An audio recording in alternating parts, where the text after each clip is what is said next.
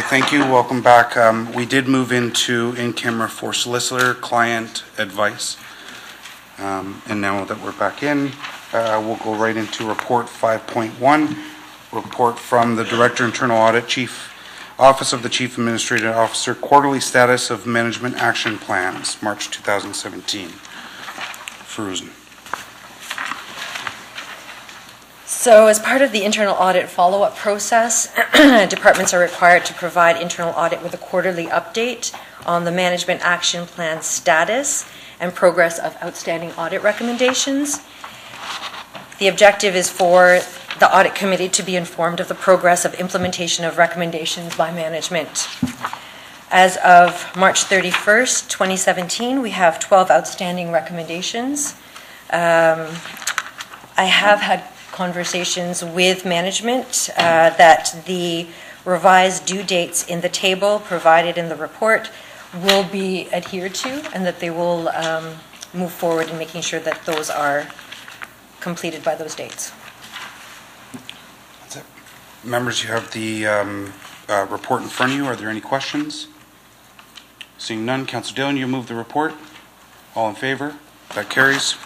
On to 5.2-1, the Corporate Fraud Prevention Hotline Update. And back to you.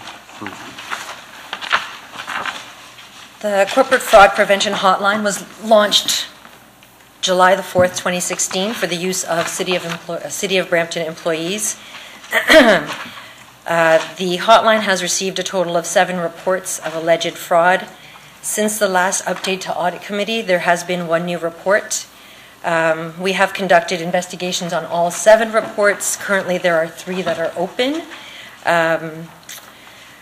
Given the low usage of the hotline, internal audit has taken a step back with respect to the hotline and started reviewing the processes behind how the hotline has been executed. And as such, we're looking at operational efficiencies, effectiveness, as well as process improvements and how we can create awareness for the City of Brampton employees in terms of using the hotline. We have also done a review of the third-party vendor, and we've updated the sourcing, and as a result, we have achieved $24,000 in cost savings. I don't see anybody on the board, but I am looking for committee to some kind of consensus in the fraud update report. I'm looking for moving it towards just an end of the year report instead of quarterly is what it is now, considering that there's such a low number. And if that number increases over time, then we'll move it up at that time. But as of right now, I'm just looking for committee's consensus on having audit report on this at on a yearly end of the year basis. Is that okay with committee? Councillor Moore. Thank you. I'm a little bit confused. You said you were going to take a step back from the reviewing through the chair, excuse me. Because of the low usage, I think a lot of feedback that I've received since I've started has been that most people who work here don't even know that we have a hotline. And so when I say taking a step back, what I mean is looking at materials to pass on to the employees, encouraging use of the hotline if they see. So how do we define fraud as a city? What do we advocate for as a city? And as an employee, if you see suspected fraud, that you should feel compelled to pick up the hotline and make an anonymous report. Okay, I misunderstood when you initially spoke to it. So, because I think the big thing is that people need to feel safe to report it, both within a corporate setting, but also within their own departmental. So you're not suggesting that would change at all, but simply raising awareness. So okay. Through the chair, we have 2 third-party vendors that do man both the website and the hotline, like the actual hotline number, the phone number, and we only receive information on the actual occurrence, so the allegations. There is no information on the person that's called or the information from the website.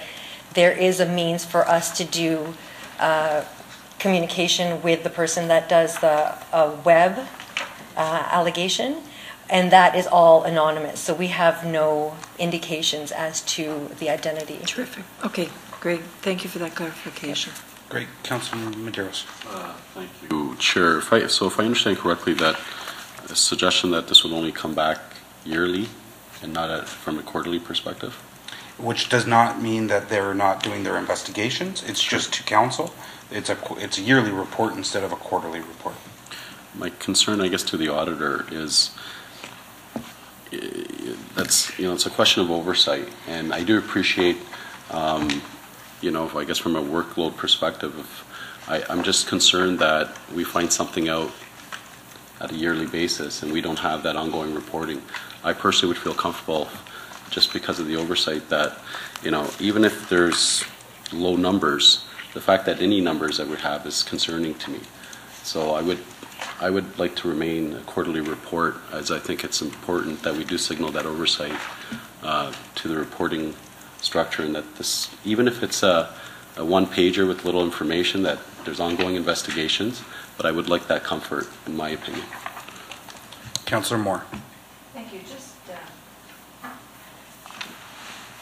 as a follow-up, if there was a theme with the third parties who are reporting to you, particularly after we undertake to raise awareness of this this opportunity for staff, if a theme emerges, you would come to council prior to a quarterly reporting to say, you'd like to modify the work plan, the audit work plan, to, change it, and how you would reallocate those resources. So there is an ability for you to come back and report to us if any, as I said, if any theme emerges or something that is particularly concerning, that you have to rethink the work plan.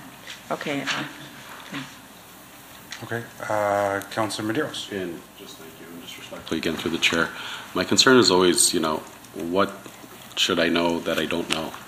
And, and as we experience, as issues come out, if they come to the media, and I think it just signals to the public that, specifically with the quarterly report, similar to with our financials, it's just good part of housekeeping. And I just think that it maintains that oversight.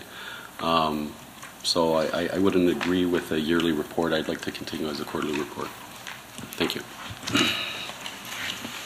Okay, so some members are requesting it to be quarterly, and so we'll take a vote on remain as quarterly. So we'll take a vote on having it yearly, but still with the internal auditor's capability and to report on anything that needs to be reported on. That's kind of in the yeah, sure.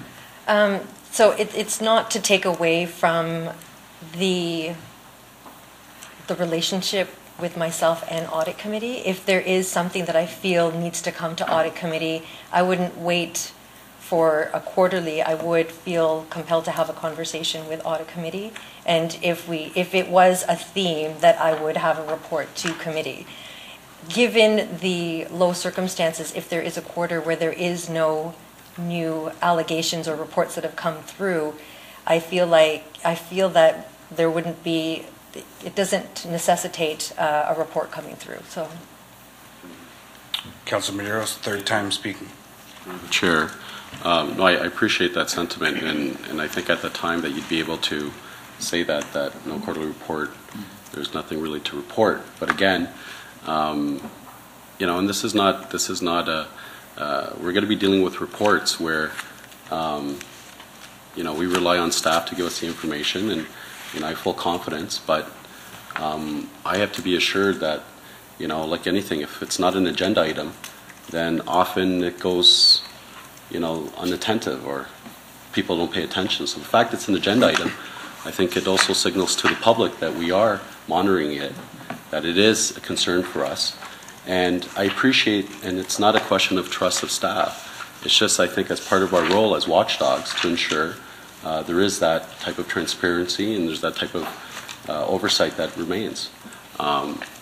You know, I just don't think if there's nothing to report, and I do appreciate your comments that waiting for quarterly reports would not stop you for also bringing concerns to our attention. But with that said, you know, as we've learned here, and you know, and I'm a new counselor, but if it's not in the agenda, then people are not paying attention. So I strongly advise, and I would ask, I'm not sure in terms of logistics with the clerk, is this something that is there a motion on that we're concerned, is this a proposal by staff, or what are we voting on? I'm not sure. Is it a motion that you're putting forward, Chair? It's a request from staff, so I'm putting that forward to move the quarterly to end of year reporting. As a motion? Okay. And okay. Okay. So I would ask a recorded vote on that as well. Okay. Okay. All in favor of moving the quarterly to end of the year report with the opportunity for the internal auditor to have that backstop on bringing anything forward that needed to come forward for committee's attention? All in favor?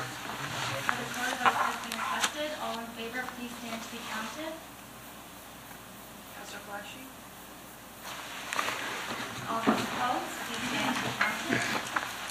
Councillor Miles, Councillor Dillon, Councillor Moore, Councillor Darrows.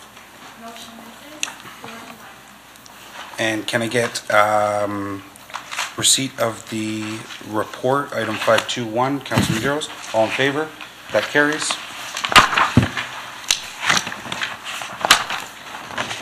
On to item 5.3, internal audit, Office of the Chief Administrative Officer, internal audit work plan 2017. Back to you for. This report provides Audit Committee with information on the 2017 internal audit work plan.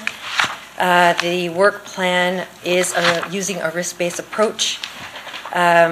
The methodology was essentially doing a risk assessment in early 2017, as well as obtaining input from senior management, as well as assessing previous audit results and issues from previous audits. The work plan does include audits from the 2016 and 2015 work plans that were not completed at December 31st, 2016. Any questions on this? Seeing none, Councillor Miles, you move the report. And the recommendations for to be received. All in favor? That carries. Item 5.4, Internal Audit Division External Quality Assessment Review 2016. At this time, I'll bring forward item 7.2. Cruisin, back to you. International standards for the practice of internal auditing require an external quality assurance review be done once every 5 years. As part of the Internal Audit Division's Quality Assurance Program, we had an EQA performed by Protiviti, a global consulting firm with about 330 EQAs performed with various organizations. The results of the EQA for our internal audit of 2016 had a partially conforms, which essentially means that good faith efforts are being made. However, there's opportunities for improvement. There were 8 conformance gaps identified. I do want to highlight that internal audit for 2016 generally conformed to the Code of Ethics. Of the 8 conformance gaps identified, 6 have already been completed in 2017. The remaining 2 relate to the internal audit charter as well as the terms of reference for Audit Committee, and these will be completed by Q4 of 2017. Councillor Medeiros. Thank you, through the Chair.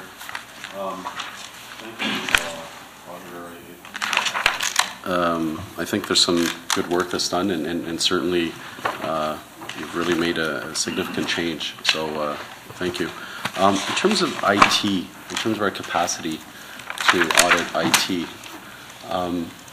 because that always seemed, as the vice chair before, I think we had 1 staff person or 2 staff dedicated, because it's really special. And do we have the capacity currently, specifically in the area of IT, in terms of our audit? Through the chair, we currently do not have a staff dedicated to IT audit. Having said that, I have secured KPMG to fill that gap. So that was an identified gap in the EQA. I want to hire the right person for IT audit. I don't want to just hire someone that's going to fill that role or have that title. So I haven't found the right person yet. Yeah. And so in order for me to make sure that we have the coverage for 2017, KPMG is coming in. Their first piece of work will be to do an IT risk assessment. And at that point, I can amend the audit work plan to include areas of high risk when it comes to IT audit. Yeah, thank you. And through the chair, I think it's that's always an area of significant expertise. So I really appreciate and I have full confidence that you'll address it accordingly. But thank you. Thank you. Councillor Miles. Well, thank you very much. In regards to the recommendations on item 5.4.3, number 2, protivity, is that right? Protivity, yes. Protivity. They have said here that audit committee approval of decisions regarding the appointment, removal, and salary of the CAE, Chief Audit Executive, be the responsibility of the audit committee. So how are you going to implement that? Through the chair, the terms of reference of the audit committee will be amended to reflect those pieces of work. It also enhances the independence of internal audit within the city. Okay, so the chief, would you be considered the chief audit executive? Through the chair, yes. Okay. Thank you. You're welcome. Thank you, Councillor Miles. So item 5.4, Councillor Miles, you moved that report. And item 7.2, all in favor? Could you just, there's one thing that's at the back of my mind, and I'm trying to formulate how to put this into words. In the past, and I'm not in the past, not with our existing city manager, CAO. In the past, the reporting relationship between audit went through the CAO's office and was screened at that level before it came to audit committee. We have changed that now, correct?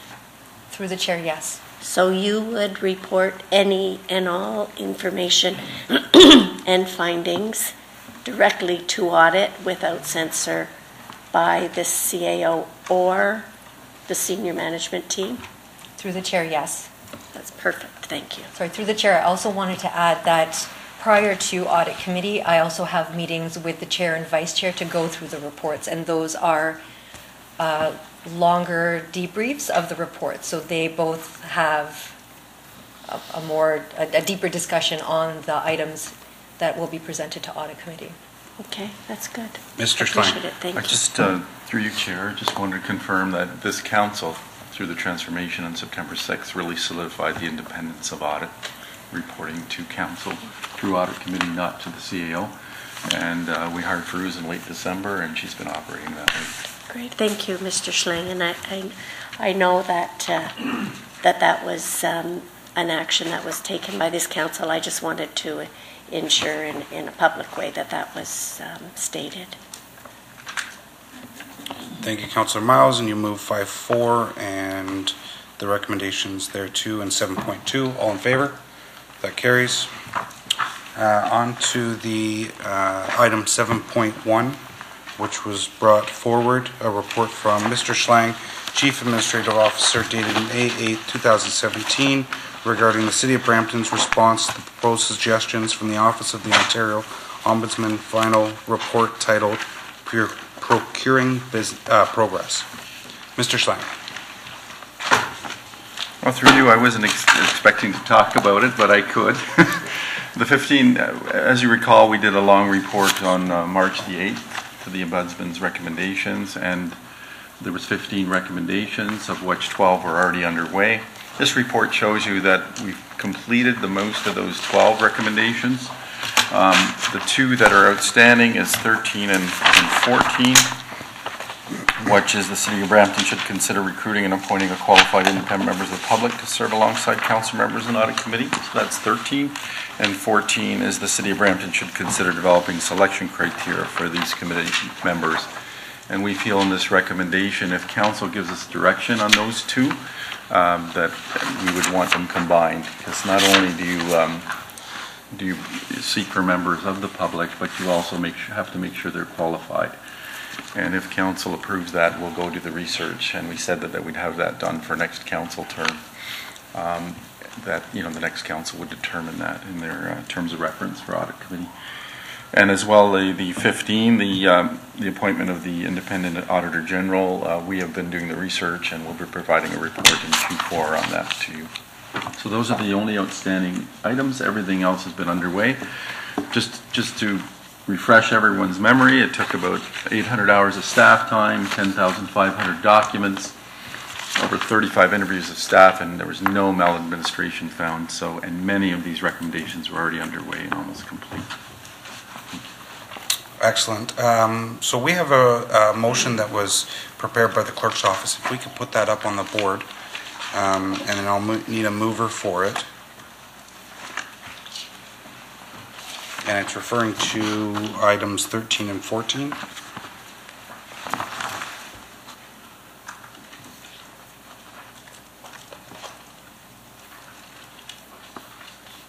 And I'll give committee a chance to read that.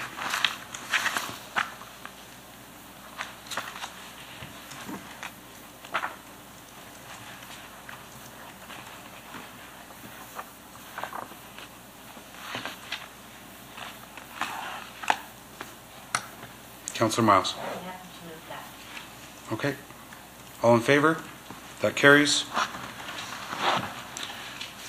Gentlemen to my left, you're okay to go on the board, and I'll recognize you if you have any questions at all. I didn't know, I should have maybe mentioned that at the beginning of the meeting, but didn't want you to feel like we're ignoring you, that's all. Okay, and then receipt of item 7.1, Councillor Dillon, all in favor? That carries. Our next item is 5.5, report from Karen Liu, Manager, Internal Audit, Office of the Chief Administrative Officer, dated May 4th, 2017, Mobile Phone Management Audit Report. Are there any questions on this? Councillor Medeiros. Did you want Did you want an overview, Councillor Medeiros? I don't need one. Okay. And did committee need an overview? Okay. A quick overview. So this was part of the through the chair. This was part of the 2015 audit plan. And there was an increased reliance and use on mobile phones, and so this was up for a first-time audit. The findings indicate that while the initial execution of oversight was through paper-based, physically handing out the bills to employees, once it transitioned into an electronic format, that there was a lack of controls and oversight, as well as some education pieces. We did note that 93% of employees are adhering to an appropriate cost structure, and that the findings in this report relate to just 78 accounts, or 7% of employees. The cost is around $54,000. However, given the data that's being transmitted, as well as the asset piece of mobile technology, we felt that this was severe enough that we would like this addressed immediately. So we asked for immediate action, and management has agreed, and we've had a conversation that this would be implemented within a 6-month time period, that there would be oversight. Thank you, Councillor Medeiros. Thank you, to the chair. So, Mike, from the report, what really is concerning is, I guess, we all. Oh, sorry. Let me. That's okay. There. Having worked in bureaucracy, and I've had cell phones, and I do understand that sometimes regarding roaming or other things happen and so on. What concerns me is the fact that there's not that reimbursement. They're not paying back the city. And how does that get, because there's layers of executive sign-off. You know, manager signs the bill, the director signs it off, and it goes up the chain. And how does that amount of money not get paid back? How does that not go after staff to, you know, and I appreciate, again, I'm not saying there's any malice in terms of the type of usage. You know, that is really hard to monitor. But my concern is the lack of responsibility in paying back, you know, taxpayers' money. How does that happen? Frozen. Through the chair. I think part of the underlying issue was the lack of knowledge. The SOP that dictates how the payment is to be made was not understood by staff. So while we were executing the audit, we did hear of circumstances where staff were going to the cashier to make payments for their mobile phones. Unfortunately, we were not able to track those because of the methodology used through the cashier. So it was not easily traced into an account where we could validate the payment. So if a payment was made through that means, we were not able to trace it. We were following, so the objective of the audit was to look at payments through the finance SOP, which is not necessarily known by the employees. So again, we're not saying that there was malice on that 7%. We were stating as a conclusion that there was no repayments made. So for the sample that we picked of the 7%, there were no repayments made through the finance SOP. And so what I have noted since the audit has been executed and we've had conversations with management, when you go onto the online portal now, there is a more robust information landscape there for employees to be able to access the appropriate plan so that they understand what they would be paying separately for and what is included in the plan, as well as knowledge on how to read the bill, as well as the SOP for finance to make the repayments. Councilor Medeiros. Through the chair, I thank you for that. And we're talking about 7% sampling, so. Sorry, can I interfere? So through the chair, we did a stratified sample. 93% of the employees were within a reasonable, so within the $50. So Sure. If it's within $50, we assume that that's legitimate because it's data charges. Once it goes beyond that 50, that was the sample that we looked at. So that's 7% of, so 93% is within that reasonable means. We stratified the sample, so that 7% was looked at. And in that 7% is where we have these findings. Okay, now through the chair, and I'm not sure if this is for the CAO, but in terms of ensuring that, I guess, that executive are not signing off on expenses with the assumption, so my understanding is that money could have been paid, but we're not exactly sure because they could have paid in a different way, but we didn't capture it. But still, there's authority, and there's still approvals given. So they're giving approvals not knowing if the money went through or not. That's my concern. So through the chair, I don't believe that those approvals that you think are happening were happening. So then there's a concern that there's no approvals happening. So we had highlighted in the report the lack of oversight. Yeah. So I think that's sort of, I think when we talk about root cause, I think that's sort of what we need to focus on, is that oversight piece was lost. And I guess this, through the chair, and I guess this would be to the CEO, is that this is just one example of one usage, be it phones, but there's other areas such as travel and other areas across the corporation that there has to be those type of, I guess, responses that we now bring. And I appreciate the CEO that you're coming into this early, you've come into this late, and this is all, you know, a culture that you're trying to deal with. So this is not a knock on anyone, but I'm just amazed on how some of this stuff gets through and gets passed on. And so I'm just hoping that there are those responses, but it's not just limited to phone use, but also gets to other areas. Thank you. Councilor Miles. Thank you. So the mobile phone industry is changing all of the time. So I can appreciate the difficulty in trying to monitor this. I guess my question is that because there are plans that you can purchase where it's sort of unlimited. Would we not be better as a municipality to be having unlimited usage plans so that there isn't the overage? Because the difference between a limited plan and an unlimited plan is not a lot. So,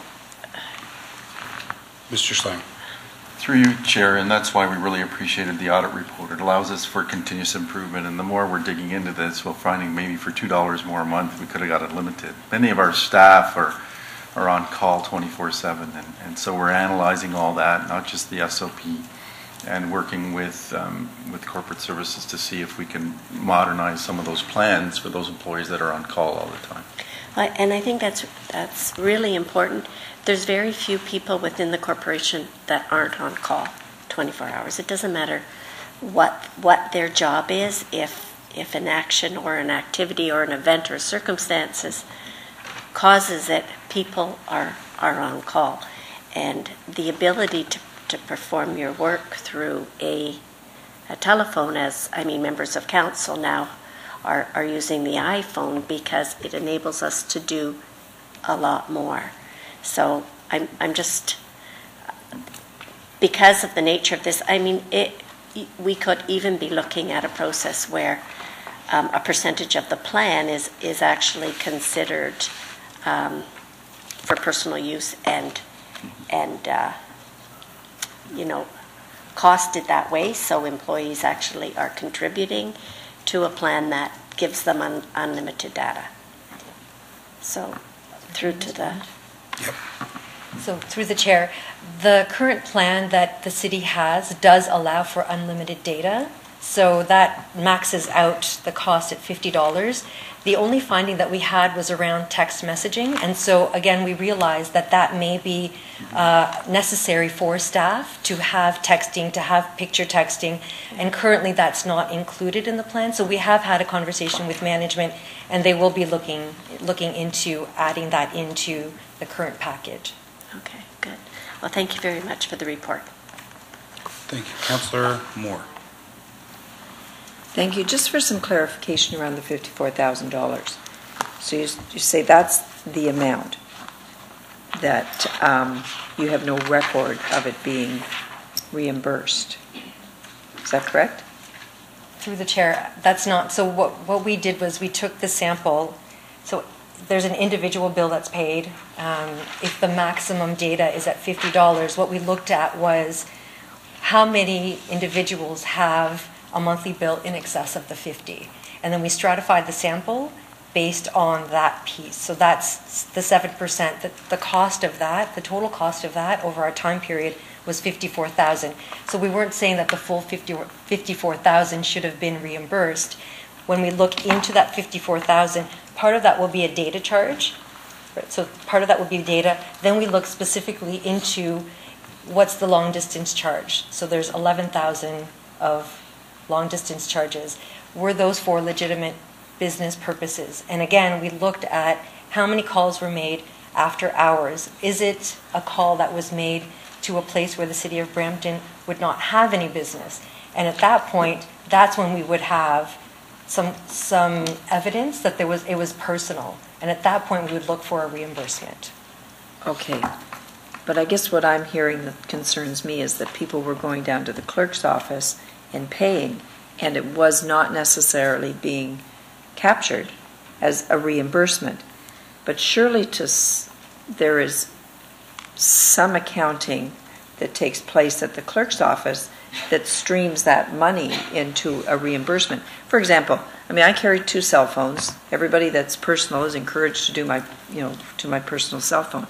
But I go through the city bill every month when it comes, and I highlight any that may have been personal calls, and then because it's like $3 a month, we wait until it's up to 20, and then our staff goes down and pays it at the clerk's office.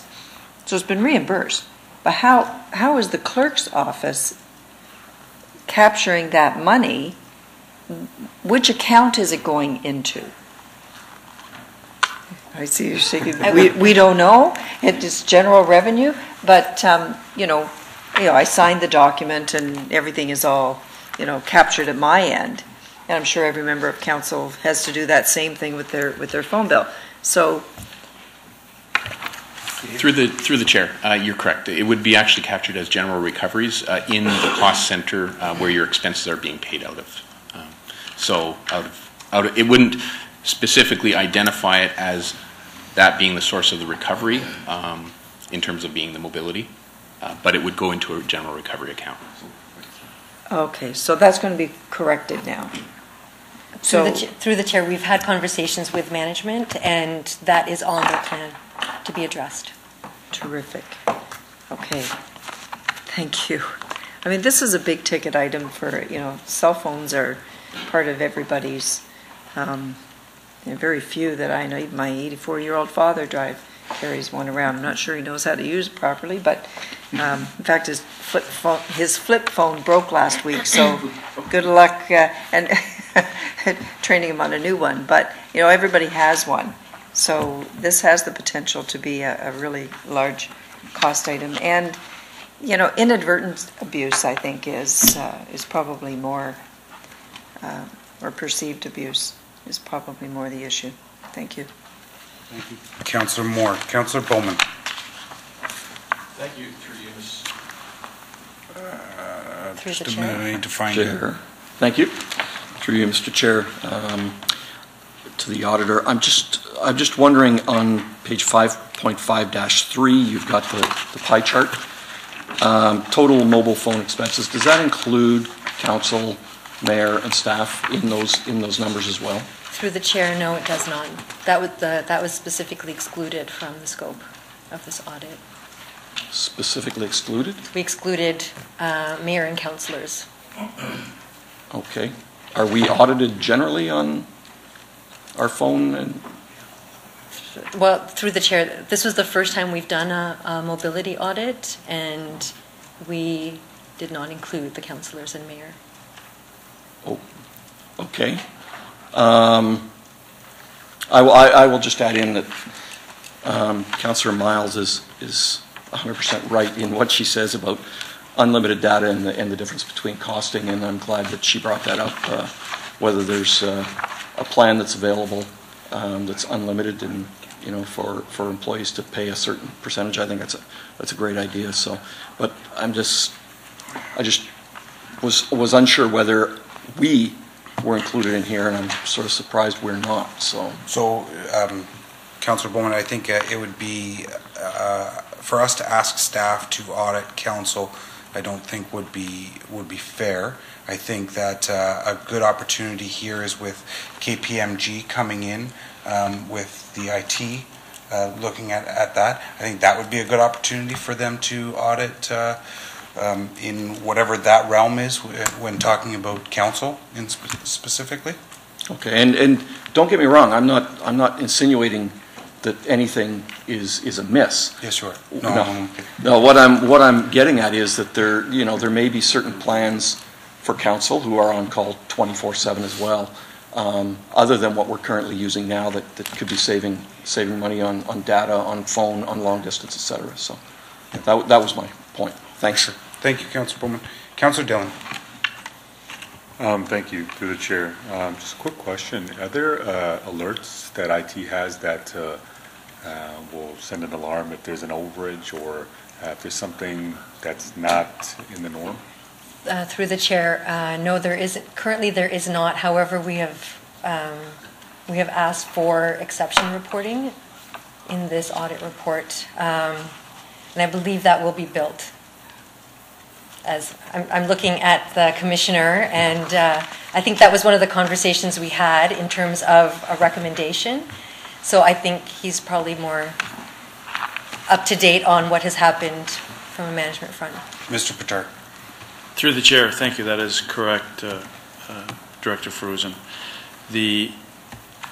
There was, to Councillor Dillon, there was no alerts that would come up saying that there was an overage. It was merely at the end of the month, the staff person would get their electronic invoice indicating what the cost was, that monthly charge, and if there was an overage, indicating what that overage was. And now we need to, and we're working on with Accountability to identify what those exceptions are, and having that exception-based reporting, which was not happening on a consistent basis. It will happen on a consistent basis now with that vendor, and we will have that information and action it accordingly. Thank you. Just the second point I want to make is I think, again, there should be some type of education for the person with the phone, and so they understand, just, I guess we outlined to them what the boundaries are, what the parameters are behind it. But as for the phone plan itself,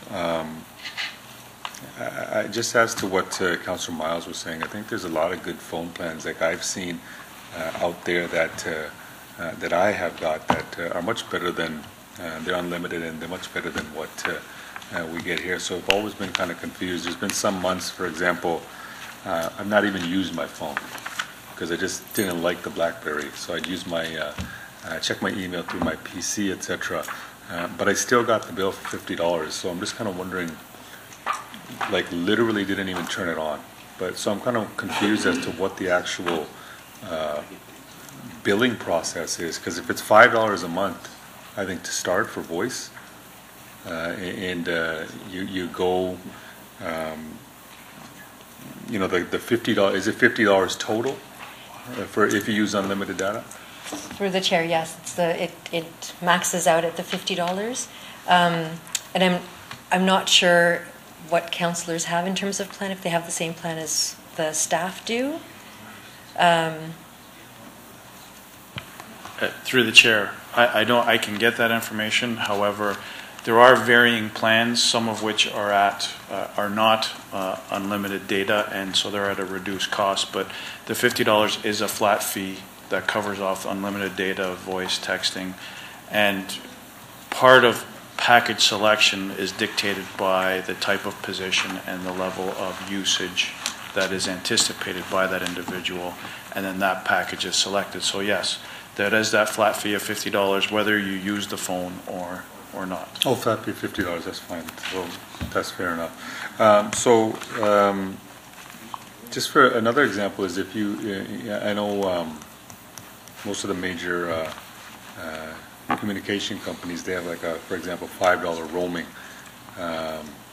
roam like home, etc. Right? And I'm looking at the rates here. If you go to America, it's $1.45 per minute, and data $6 per megabyte. So maybe we kind of might want to start going in that direction. I'm not sure if that's even an option, but it seems like the personal phones are much better to use than, in many cases, than some of our corporate phones. So it's pretty much all the comments that I do have. Thank you. Thank you, Councillor Dillon. Councillor Miles. Thank you.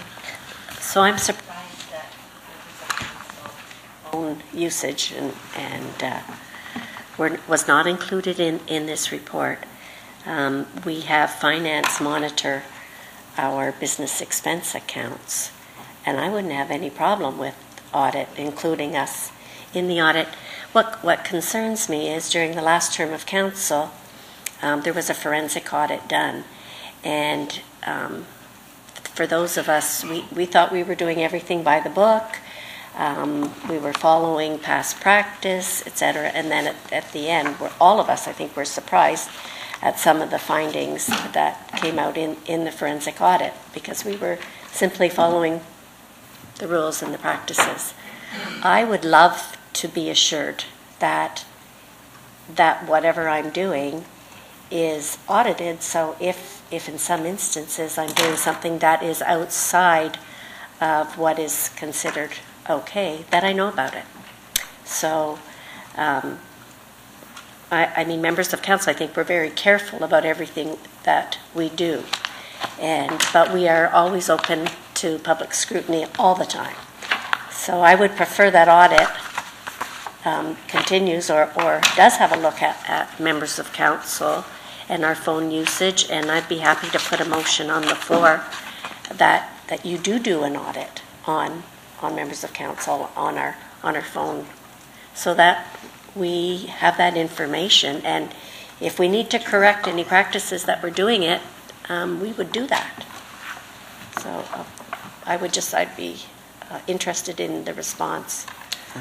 Through the chair. So if you had noted in the work plan, the first item was the follow-up of that forensic audit.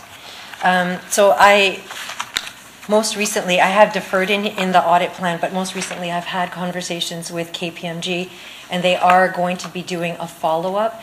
It will be specified procedures based on Deloitte's initial work and recommendations. So they will be looking at council and mayor expenses, they will be looking at the governance framework, and they will be doing a sample of the testing. So that is under, we've just started the engagement letter, and they will be starting that work. Okay. Unfortunately, I just wasn't able to update the work plan for that, but that is hot off the presses.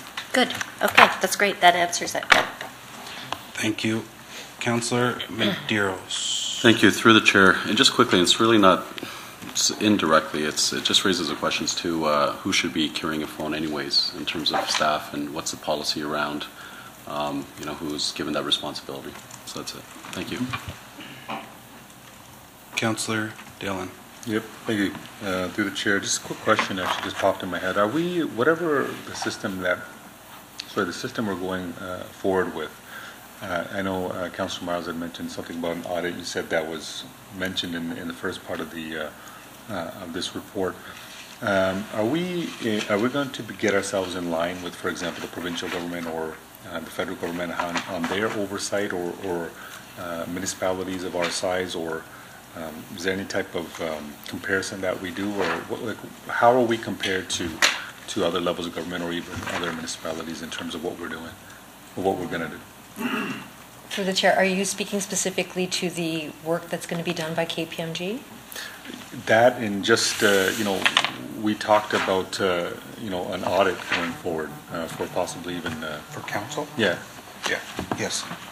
So through the chair, one of the conversations with respect to the engagement with KPMG is for them to look at best practices when it comes to policies for the mayor and councillors. So that it will be part of the report that they will be preparing. So just a question, I'm not sure how it will work. Are our phone bills, etc., are posted each month? Is that correct? I post mine on my website. Right. Yeah. Are they posted online? I think in a monthly expense report, so people can see them already, right? I cannot speak to whether your cell phone bills are posted on the website or not. I can look into that. But monthly, Accountabill, who is our service provider for the provision of the electronic statements, sends them monthly to every person who has a mobile phone account. Mm-hmm. I presume someone then could post it where they wish to, or use that information to pay any overage or exception. Right. If it's personal use. Because I know I remember I was looking at previous expense reports from way back, not in this council, previous council. There was bills that, for example, $1,500, and so it does become concerning. So I think there needs to be some type of monitoring, or I guess if somebody's, maybe it's not intentional, but some type of, guidelines put in place for people to understand that, we got to stay within a certain parameter. That's it. Thank you. Councillor Dillon, your comment was you've looked at past bills and past councillors had a $1,500 I'm just phone saying bill? in terms of the education piece of it, I guess if you get some councillors, nobody here, but $50, but you have some at $1,500, I guess it'd be good to for the user to understand that there should be some parameters. Councillor Gibson. Thank you, Mr. Chair. I was going to ask the exact same question that Councillor Dillon just asked, because there were some quite high ones in the last few years on council members. But also, when the committee talks about having KPMG or our own people doing audit for council members, to make sure that we include the council members and their staff and all that, because that's where we've, in the past, missed some things. and the staff that actually work for the council members were getting certain things like some phones. They weren't included in anything. We found out later there was some quite high costs that weren't attributed to the public never saw. That's in the past, not this term of council. Okay, thank you. Okay, so just to clarify then, Councillor Gibson, you're asking for KPMG to incorporate our staff into that audit, members of council staff. So my question then would be, are members of council staff currently audited in any other section within the city of Brampton? I just don't want any duplication in that. No, they're not. Okay, so we can add them. Councillor Fortini. Thank you, through the chair. Just for clarification, correct me if I'm wrong, when we got elected, we were elderly, we had a choice to pick what type of phones. And I remember we were told we were unlimited and it hits the maximum of $35.95, and that's the maximum it stays if you use it or you don't use it. But that's what my bill is almost every month. So really, if I don't use the phone, I'm still paying for it. So how can we go over if we don't, you know? And that was like I think it was all North I don't think Ontario or anybody's something. saying that you can go over. Council members you're referring to? I have never been over, so I don't know. And going back to our staff, we don't have phones for our staff. The city's not paying for phones for the staff. Right? They don't have a plan. Unless we pay out of our pocket. As far as I know, our staff doesn't have phones. No. So going back to the question like Dylan there or Grant Gibson said, in the past, our staff went over because they were, as far as I know, they never had a plan. They're not covered. Councillor Miles, can I go to Councillor Gibson just to clarify? Councillor Gibson? Yeah, in the past, it wasn't the members, it was the mayor's office that had phones and things like that that were never attributed to. I don't know about this mayor's office, I don't know whether they do or not. But you'll recall, there was a lot of articles in the paper about the way the mayor's office staff the last time were using their credit cards and costs and things like that. You probably read those things in the paper. Those are all things that we had brought out that were, there was no oversight on. Some of that stuff was paid back, some wasn't. Some was paid back on credit cards a year, 6 months after they were used. There's always a cost to using a credit card that was never attributed to that staff person. So I don't know what happens in the mayor's office right now. And I know there was some talk from some of the council members this term about having their staff have cell phones. I don't know if that ever happened or not. So I know my staff don't, but who knows what could happen in the future. So for now on, whatever we do, we should just make sure we check for that so that all people that are employed are within the audits that are happening. That was just my point. Okay. Councillor Miles. Yeah, my question was in regards to that, was that it was my understanding that none of our staff in the council office, the city council and regional councillors, none of our staff have cell phones, so there is no expenses, but I don't know about the mayor's office. I guess that's probably handled differently because they have a budget that they just have to work within. Is that right? Nobody knows. Okay, thank you. Councillor Fortini. Thank you, through the chair. My question is to Dave. When Elaine Moore, Councillor Moore said someone goes down to the clerk and pays a bill, and there's in the general journal. So where's that money go? Through the chair, the money would be reflected as revenue in the operating budget, and effectively it offsets other operating costs within the operations of the organization. So within the cost center, within the department. Okay, thank you. I missed it then. Councillor Miles. But Dave, if we go and pay money on our phone bill. It does show up on our expense reconciliation. It does. Through the chair, I'm not actually sure if it shows up, if that recovery shows up on the actual expense report monthly. Well, it does. It does. So it doesn't go into an abyss. So if you identify that you've used X amount of dollars for personal on your phone bill, then you write a check to the municipality on your actual statement of expenses that you get, it will show the reimbursement. Through the chair, through the chair, that might be the case for council members, because in terms of making that reimbursement, maybe you're following the finance policy, the policy on that. But for other staff, as the Director of Internal Audit has mentioned, not all staff are following that policy. Okay, okay. Good.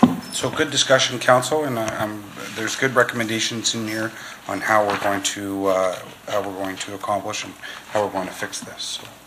So, Councillor Moore, you'll move the report. Excellent. All in favor? And that carries. Item 5.6, report from Internal Auditor, Office of the Chief Administrative Office, Property Tax Revenue Audit Report. Committee members and non-members, would you like an overview? Overviews? No overviews? No, everybody's good? Any questions? Seeing none, Councilor Medeiros, you move the report.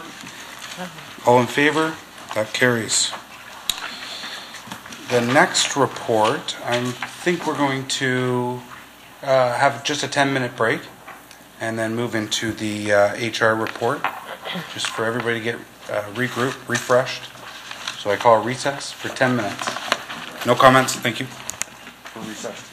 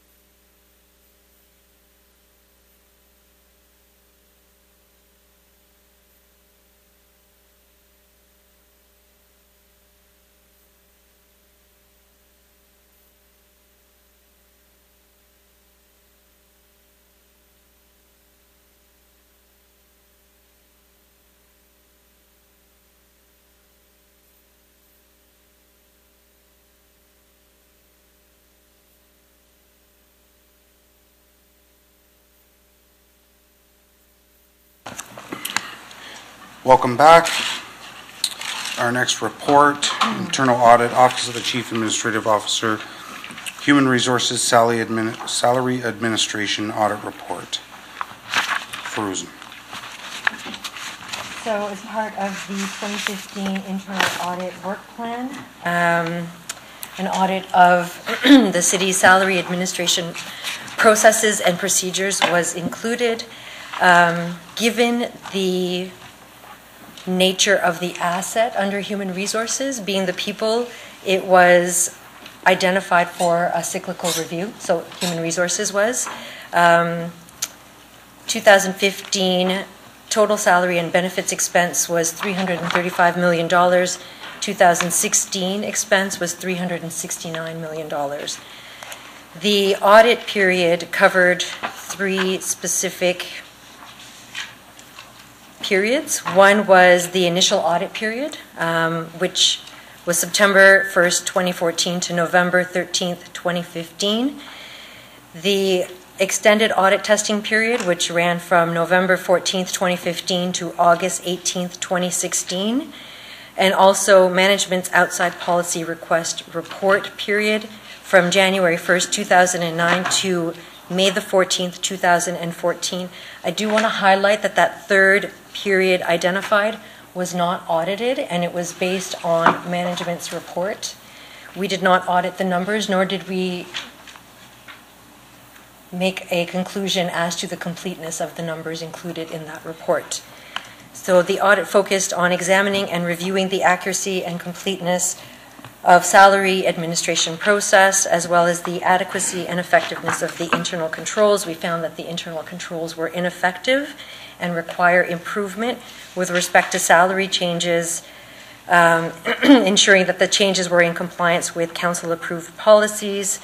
We recommend that HR management develop and implement a new compensation and recognition program that would be equitable and transparent and have the policies and procedures and guidelines match that new compensation program, and that that program is available to city employees. Okay, thank you. Councilor Medeiros. Thank you, Chair. I guess the first obvious one, does this policy or does this informal policy still exist? So through the chair, we identified in the audit report, in the initial audit period, there was one instance that was found, and in the extended period, there were no instances of OPR that were found. Given the coding that was done in the HR management system, we are not able to validate subsequent to our extended audit period. So if that's existing right now, I can't make a comment on that. Through the chair, so if this was done even the one time, then I guess this, in terms of how prevalent this is, or if this is a normal practice, for someone to have done it once, then I assume that there's a record they've done it previously. I guess my question would be, are we going to address the situation in what means? I'm not sure. I guess I leave it to the CAO. I have full confidence as well, Harry, that you're coming in and you're addressing this in a very strong manner. I'm just wondering, are we going to do some form of overhaul in our policies regarding that one specifically? Through you, since the transformation, September 6th, there's been no OPRs come to my desk, or I've not signed anything off on this OPR process. I think I've advised council back last July when we set up our objectives for me, and then September, and then again in January, that our policies are antiquated. I'm not going to say that this was still out of policy, which shouldn't have happened, but our policies are antiquated. Fiona Peaceful, we just hired her. She's only been on about 30, 40 days, came and told you that the first priority prior to this audit was the compensation policy. And we're going to do a rapid process check, working with, now that we got the audit findings, to make sure that's done by the end of the year. Through the chair, during that previous, I guess, council period then, would we have known if there was a delegation of authority to management regarding policies? You did the audit. I mean, we were just aware of the Appendix C and D that were included that outline the process with respect to who would have to sign off on the OPRs. So, through the chair, we're not sure if a delegation of authority was given to management to allow those OPRs. I guess my second question is, if it went back from 2019 to 2014, how far back does it go? And again, that's something I don't necessarily think that you can do yourself, so I do appreciate, but that's a concern. And I guess, how does it happen that these type of policies, how management policy and council policy, how are they not in sync and not being followed? And, you know, that 2019, 2014 just really raises considerable amount of concern, questions, how prevalent this was. And I think the delegation of authority, even currently, this really speaks to, again, the oversight. But again, and you didn't do a deep dive. This was just you doing your work, and you found some instances. And I guess you can't comment, and if we did a deep dive, and what type of deep dive we'd have to do. And this is extremely concerning. Through the chair. So during the course of our initial audit period, we did find one circumstance of the OPR. We were then provided through HR management with the two appendices, C and D, with respect to OPR. So I believe that HR management was very forthcoming in providing the information and providing the data that they had with respect to the OPRs. Because, again, I'm going to highlight, because we are not able to identify a specific code in the system that identifies an OPR, we were not able to do that on our own and validate the responses. However, given that HR was forthcoming in this data, I would like to believe that it is complete over that period from 2009 to 2014. However, I can't conclusively say that. I'm giving you my opinion. Sure. No, and through the chair, and I appreciate what yourself and the CAO are dealing with, and I really appreciate that you brought this in a transparent and accountable way. Really, it's refreshing. I guess just lastly, to understand the process of the OPR, because it's interesting that even the fact that we have an abbreviation, that it refers to the fact that it's an existing policy when it is not. That's my understanding. It was individuals who took it upon themselves to provide remuneration or bonus or whatever you'd like, that they thought was merited. And I'm not suggesting even that some of these folks who received it did not merit some form of recognition. I'm just in terms of just the capacity. But I guess my question again would be, in terms of the coding, so how does that approval process happen? So say a commissioner wants to recognize a director, or a director wants to recognize a staff person for excellent work. So they do this OPR. What's the level of authority? What's the chain of command? Where does the buck stop? I know it ultimately stops with us council, and that's where the oversight should have been. But I guess my question to you is, how does that approval process happen? And we have HR here that maybe can explain, from that decision of an executive giving that raise, how does that, what's the decision tree on that? What's the decision making? So my understanding, and I'll let Harry or Fiona comment after that, is that if it was within the 10%, that it would be the commissioner that would approve it, and if it went beyond the policy, that it would be taken up to SMT or ELT for approval, and it would be tabled at that point. And the memos that we've included do have the flowcharts of what levels of authority would be approving that. So, through the chair, if something went over the 10%, then automatically there was a practice to bring it to us to, I guess, senior management team. That's my understanding through the chair, yes. So my concern is that now we have a whole group of senior management. So, yeah, I think, Chair, if I could, I said since September 6th, since I've done the transformation, we're not doing anything out of policy in HR. So we're following policy, even though it's an antiquated policy. and not rewarding staff appropriately, but we're not deviating from the council policy. What she's talking about is what she audited in the past. Yeah. This discontinued in 2015, and there's nothing that goes out of policy thereafter. So through the chair, and I appreciate that, CAO, but when we're talking about a period of 2015 and beyond, we started in 2014, we get elected in 2014. So the fact that this practice happened during the beginning term of council, my question is, if it goes to SMT, there was a group of executives sitting in the past, sitting around the table, who basically looked at what was proposed in terms of a raise, and there was a collective approval by senior management. I don't know if anybody can answer that. So through the chair, like They're not here. we can't speak to that. All we can speak to is the memo and the fact that this process was highlighted. Whether it was actually executed, we have no evidence to that.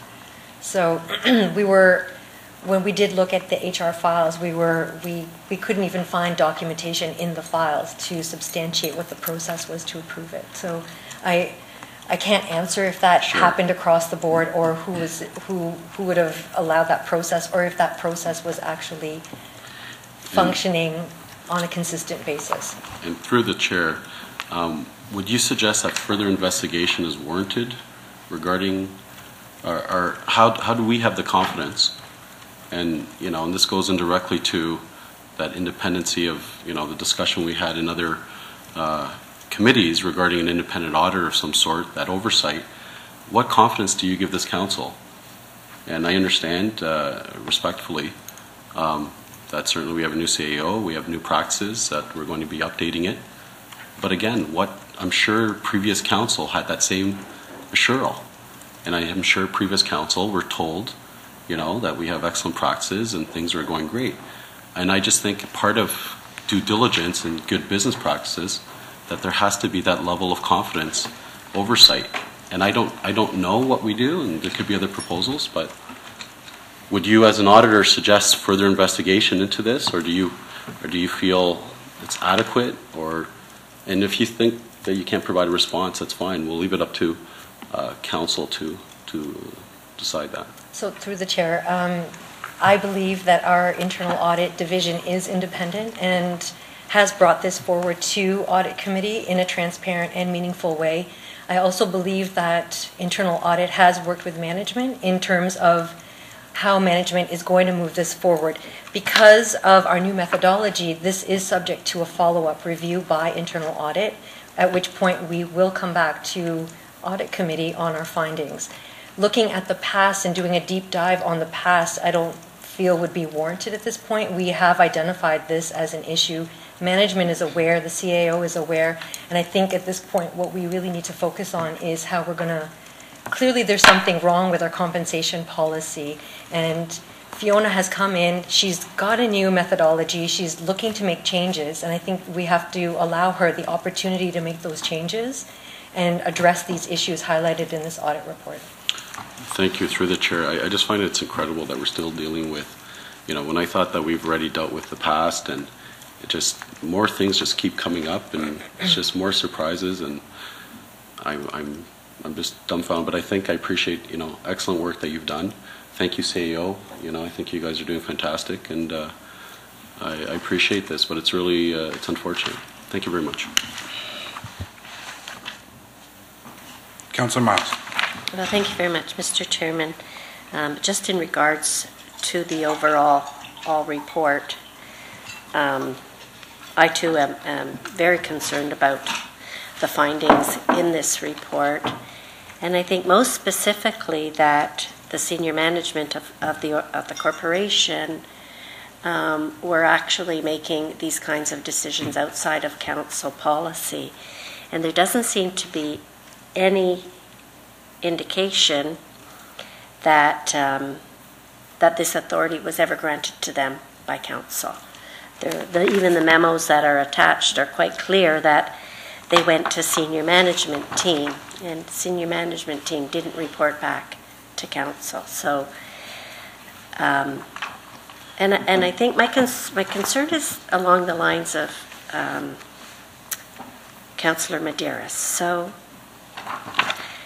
how is council supposed to know what questions to ask if there is no indication that anything is, that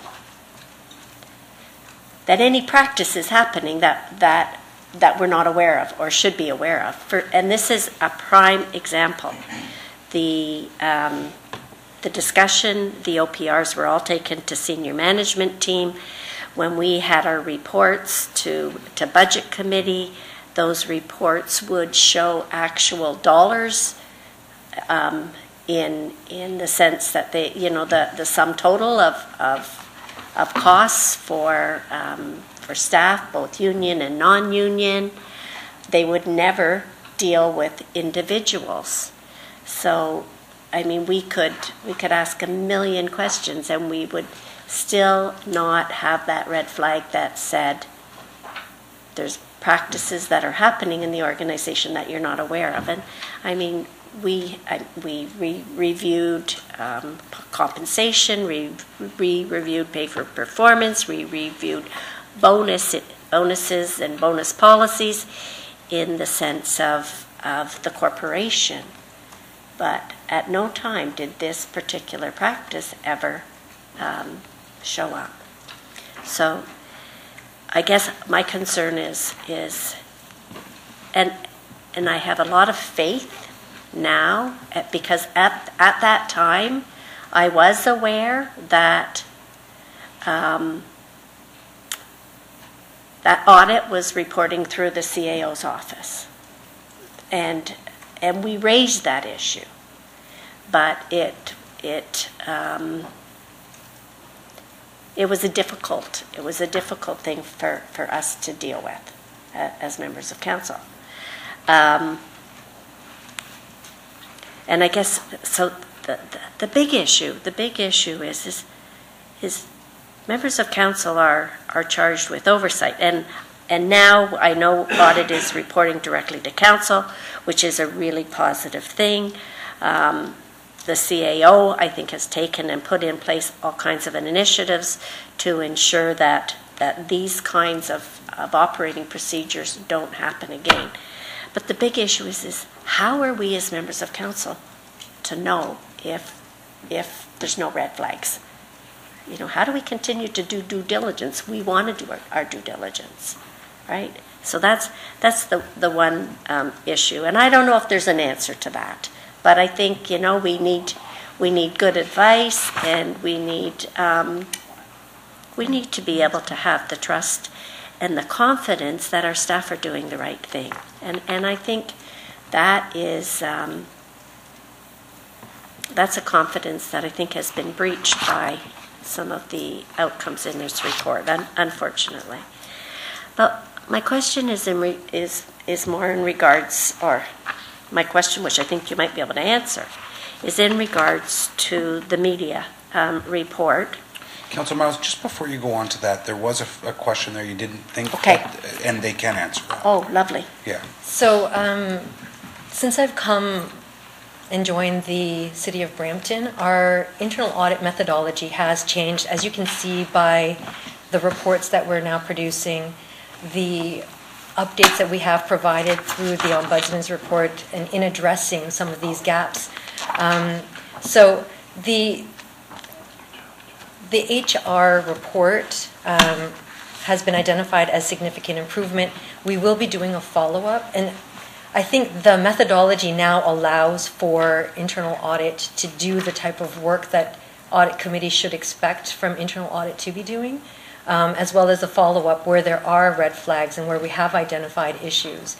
The priority ratings for individual issues are also included in the report, as well as the overall rating for the audit. So I believe this should provide committee with some confidence.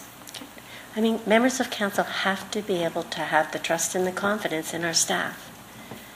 That's the only way we as a municipality can work efficiently. We have to have that trust and confidence. So that, this particular report has sort of shaken that trust that I had in our senior management team. So in our past Yes. senior management. Thank you. To clarify. So, in regards to, there's a report in the newspaper and a statement by our mayor that said that, in regards to the report, that this is at best serious negligence and at worst corruption. Could you address that particular statement? Is there anything in your findings that would lead you to believe that that there was something illegal about activities that were, I'm going to use the word illegal, but is there anything in your findings that would lead you to believe that there was corrupt practices? And just before you answer, the clerk's office has, for the public and staff in attendance, the clerk's office has handed out the senior Brampton City Hall staff approved secret 1.25 million bonus slush fund report from Peter Criscione, Brampton Guardian, dated June 5th, 2017. And the reason why I'm asking this is because if there is anything, any indication in any of your findings that there was corrupt practices, then this council would need to take action. So we clearly need clarification on your findings in regards to corrupt practices. Through the chair, our report indicates that there wasn't anything illegal. I think we were very clear in providing all of our findings to committee. So the root cause of the OPR was the compensation practices were not sufficient for the staff. And I think that's why our recommendation was to go back and look at the compensation practices. We did not use words such as illegal, and I believe that if that came to my attention, I would come to committee, and I wouldn't be shy to use that word. And I haven't used that in this report. And I believe as an auditor, that if you did find something that was illegal or corrupt, are you not compelled under your designation to actually investigate or refer to the police? Through the chair, yes. Okay. So if you thought in any way, you would have recommended that? Yes, through the chair. Thank you. Okay, that's good. Thank you very much. Thank you, Councillor Miles. Oh, Councillor Moore, I knocked you off. There, you're back. Okay. Councillor Moore. Thank you. First, I want to comment on the new reporting to council, the color coding of the red, yellow, and green. I think it makes it very clear for everybody reading the report. So I like the new format and the way that it's being reported to council. I think that certainly today's agenda sort of highlights the value of having an independent internal audit function within the city. Councillor Miles is correct. A number of us did raise concerns about sort of the lines of reporting and the opportunities for the chief or the commissioner of the day to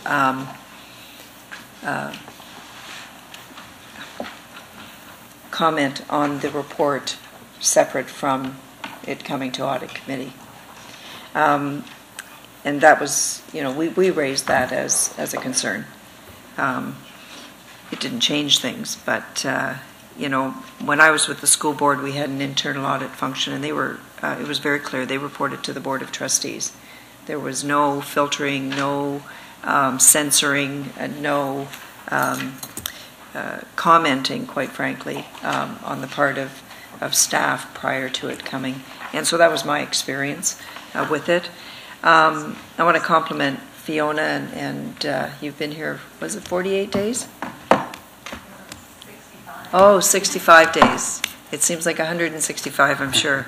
But to have I think this is good for you. You know exactly what you're dealing with. If I was a new leader in any department, I would want to have internal audit come in so that I'm starting from a fresh page. Some of it might be some leftovers that, get on the page, but at least you know exactly what you're dealing with, and your performance will be measured moving forward rather than trying to respond to things that happened prior to your arrival at the city. On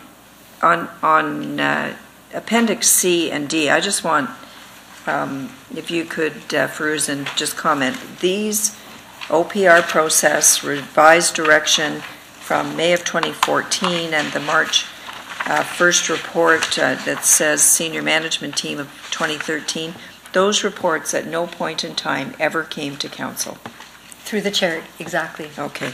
Because when I read these, and looking at the format, in particular of the Senior Management Team, the first thing I look at is the stamp in the corner from the clerk's office to see when and on which committee agenda was that presented to council. So having that confirmation that these were essentially internal to the chiefs, the commissioners, and those who were signing off on this, it was important to me to know that that we, in fact, had never seen it. And Councillor Miles is absolutely correct. There were no red flags whatsoever for members of council. That's kind of scary for us. What's even more scary, honestly, is that usually there's somebody whispering in our ears. That this was invisible, quite frankly, not just to members of council, but invisible to even staff within the organization who were not aware of this practice taking place. Because, people, I call it the pipeline into the corporation. You know somebody who's in a department who may whisper in your ear and say, something doesn't seem right. You should ask the question. And, all of us from time to time have asked the question. But in this particular case, there was not a single red flag, not even a whisper campaign that this was going on. That's particularly concerning for me. But having this done, having your assurance that yours and first of all for the follow-up audit, which is normal practice to go back in and with in other departments, I'm thinking. I was chair of the audit on the Rose Theatre, for example, where the follow-up audit didn't show any significant improvements over the previous one. Staff fell very quickly back into old practices and bad habits. So, the follow-up is very important. But this really is a roadmap for us moving forward so that we do have a compensation structure that is fair, that is transparent, that is being properly managed, that council is 100% aware of what's happening, and staff are aware of it as well. So it's a tough pill to swallow sometimes, but it's a necessary dose of medicine for all of us. So thank you. Thank you, Councillor Moore. Councillor Dillon. Thank you. To the chair. Just reading the report, and I think it's kind of disturbing to read some of the things that are written in here. And I guess what it shows is a culture of this behavior that we had previous to this. I guess it stopped as soon as this new term of council started. But we received this article from the Guardian, and I know that. Probably last week, some people had issues with some of the things that were written in the media, but a lot of the time, not a lot of the times, but some of the times, or a lot of the times, sometimes what we read is not what we like to hear. But, you take a look at the past, and just to quote what this article is saying, the payouts happened during a period when several other questionable acts inside City Hall were identified, including abuses in discretionary expenses by councillors, etc., hundreds of city contracts issued that violated policies in capital projects worth tens of millions of dollars that went unaccounted for. So I think, we do have new leadership in Harry, so I think he's doing great things. But, I urge this council, when the time comes for a review or the need for an independent auditor, that we really look closely into it. And also, just in terms of our books, we have to be transparent as possible, and as a council, we have to be, we report to the taxpayer as well, so we got to make sure that anything that we do or anything that does happen, that it's accounted for. And I think even taking a look at Mr. McCarter, I know that council unfortunately rejected having him as independent third party come in and take a look at our books. I think that's something we need to rethink as well. We promised change in this council, and I think we've done well, but we still have to ensure that we don't revert back to the culture of the old ways. And I think this is pretty evident and pretty clear that things weren't working well when you have $1.25 million of 1.25 million in staff bonuses that couldn't be tracked. Thank you.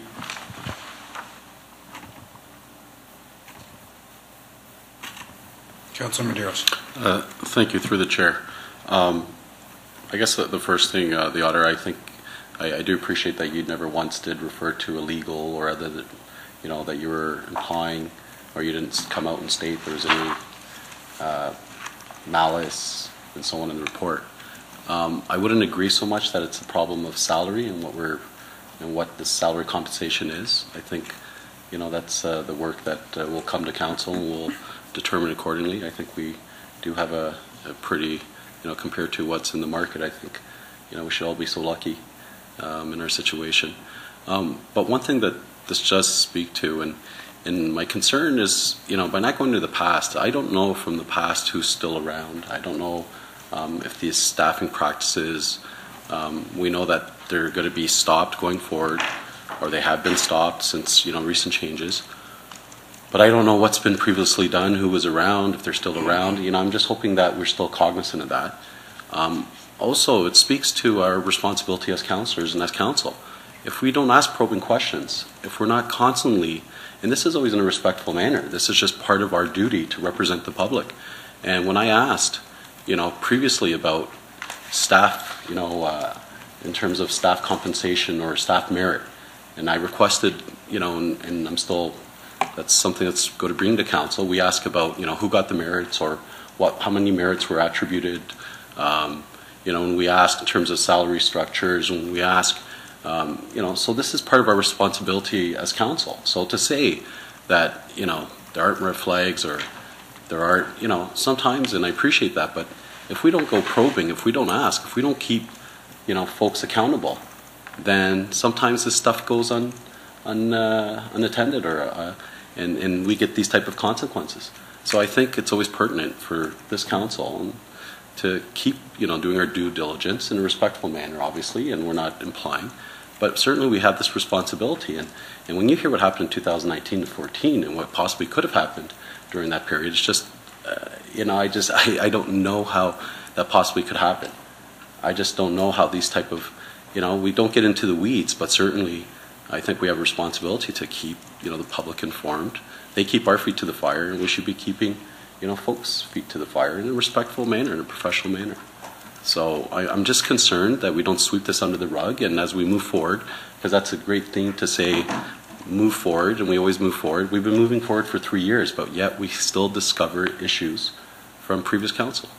So I'm just hoping that, as we move forward, that we still take, we still understand what's been going on, what type of culture that we have to address. Thank you. Sorry, Yep. through the chair. We are doing a follow-up audit on salary administration, so that will be a follow-up on the findings. Just wanted to highlight that it's not something that will be swept under the rug. It has been highlighted. We do have a methodology. We do have a methodology behind following up significant findings as well. So that will be addressed. Councillor Miles. Thank you. My last speaker for the second time. Thank you. So could you tell me, did you find a secret 1.25 million bonus slush fund? Through the chair, no. No, you didn't. So, and there's nowhere in your report did you say that Senior Brampton City Hall staff approved a secret 1.25 million bonus slush fund? Through the chair, no. Okay, so this is the report in the paper. City's audit committee to tackle 1.25 million in staff bonuses that could not be tracked. So was the 1.25 million all in staff bonuses? Through the chair, the 1.25 million was from 2009 to 2014, as indicated in the report related to the out-of-policy requests. And the out-of-policy requests, though, were in regards to salary, not bonuses, or both. Through the chair, there were payments that were made to staff, oftentimes equated to merit payments. Okay, so like a bonus is normally something that you get paid at the end of the year for good work that you've done. My reading of the report was if someone's pay was not where a commissioner felt it should be, that they could go to, or they could themselves within a range, or someone else, they could take a look at that salary and make an adjustment. That's not a bonus. That's a change in their salary and wages. Through the chair, yes. So that's what a lot of this revealed. It wasn't a slush fund that was set up to give bonuses to staff. It was more a policy that senior management adopted to actually adjust salaries and wages that they felt were outside of a pay scale range.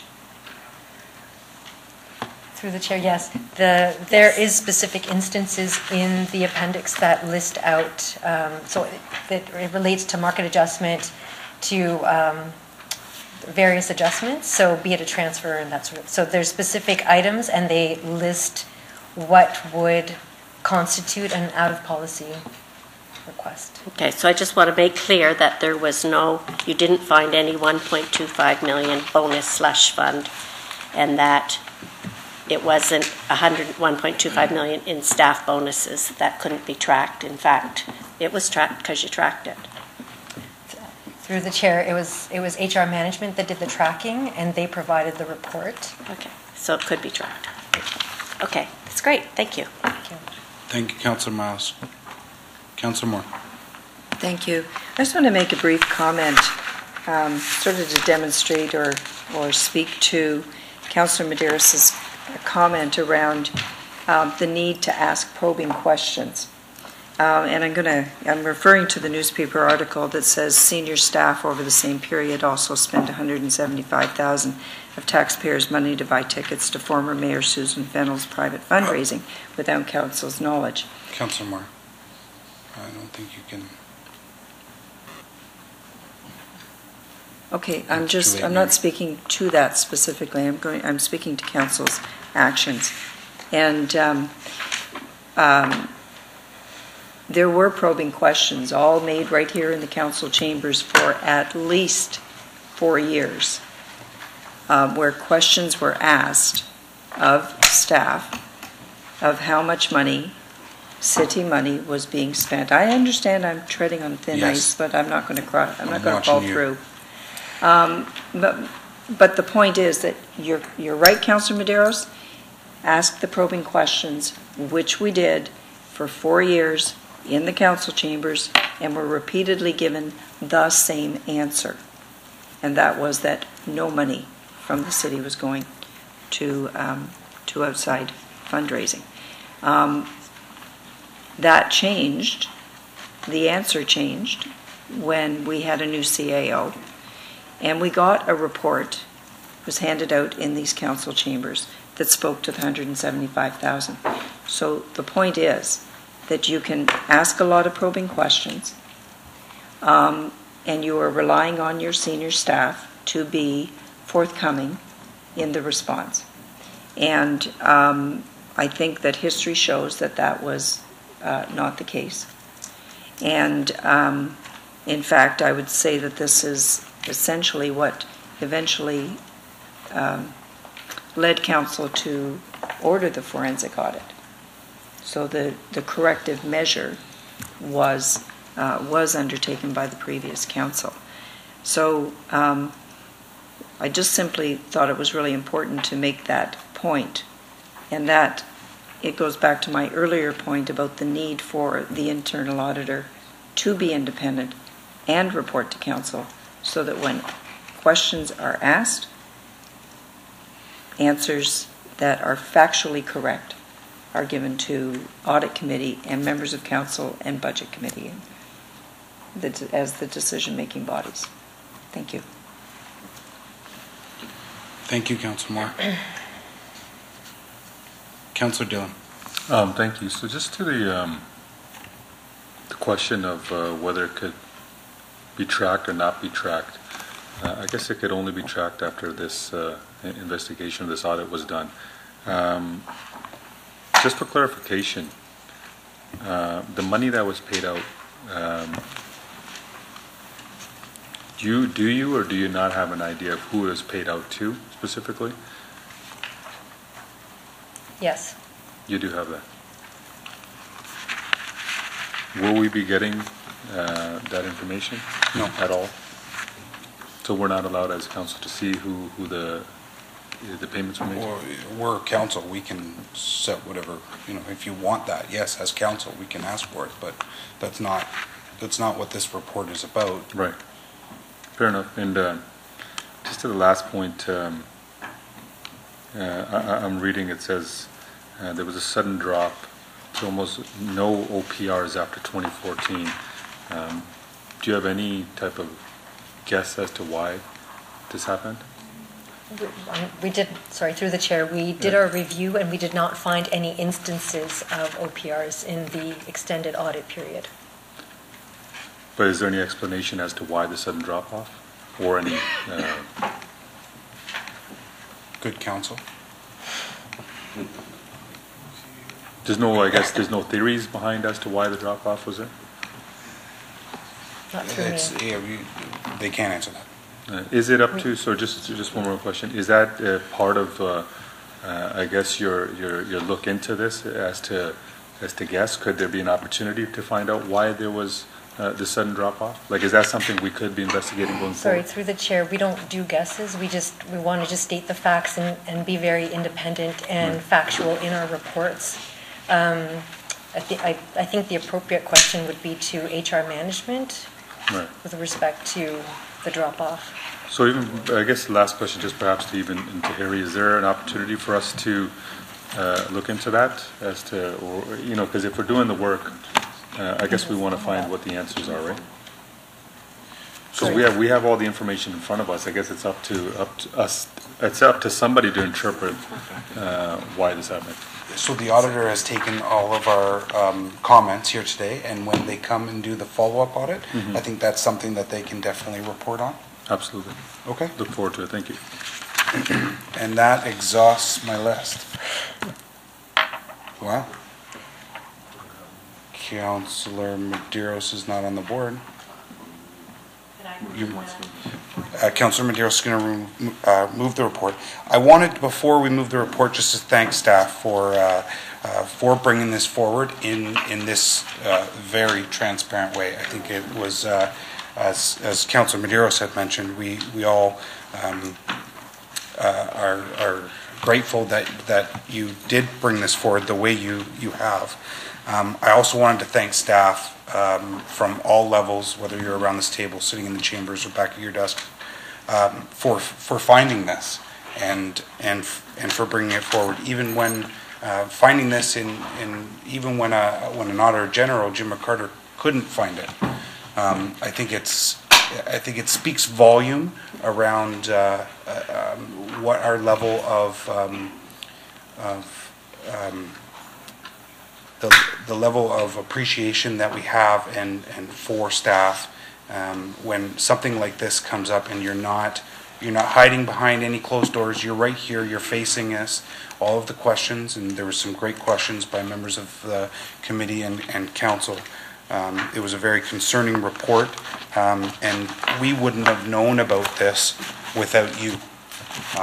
So that's why I really wanted to take this opportunity to thank you, to bring it forward, and not hiding behind anything, just being here, ready and willing and capable of answering any questions that we have. Councillor Miles, what do you want? You did raise the issue of the Auditor General, and it's been raised by the Mayor and Councillor Dillon. Would the kind of review that the Auditor General do reveal this kind of information? CAO, do you want to answer that? She wasn't here when the Auditor General. And I can't speak, sorry, through the chair, I can't speak to the scope of the Auditor General's work when he was here.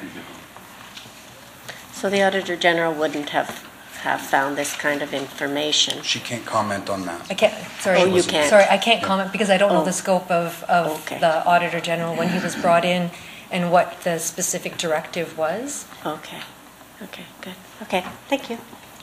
Thank you. Councilor Medeiros has moved the report. All in favor? That carries. 7172 has been dealt with. Question period. Any members of council have any questions on anything that we heard today or anything you want to? Seeing none. Public question period. Anybody from the public wish to come down and ask any questions? Seeing none, we have no closed session. Adjournment. Our next meeting is Tuesday, June 13th. It's a special meeting. At that meeting, we will be hearing from KPMG on the audited financials, year-end statements. And that's the only item on that right now. We did ask for that special meeting. KPMG could not make this meeting. We've asked them to come to that one, but I thank council for coming to this important meeting, and I don't think we'll necessarily have it in, if anybody else wants to come to that meeting, I don't think we'll have it in this room. I think we'll go back into our room committee room to have that 13th meeting. Councillor Dillon, you want to move adjournment? Just for the KPMG report? Oh, it's public. Oh, every meeting is public.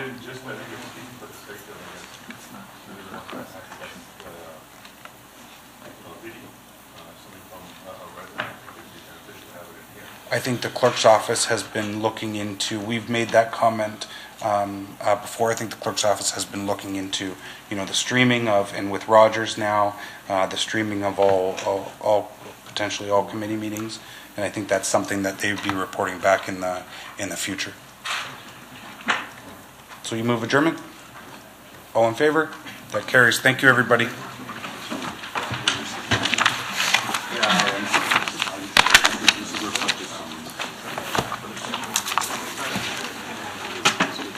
Thank you. I appreciate the support. Thank you, Chair. Sherry did a great job. Yeah. Good job, Auditor.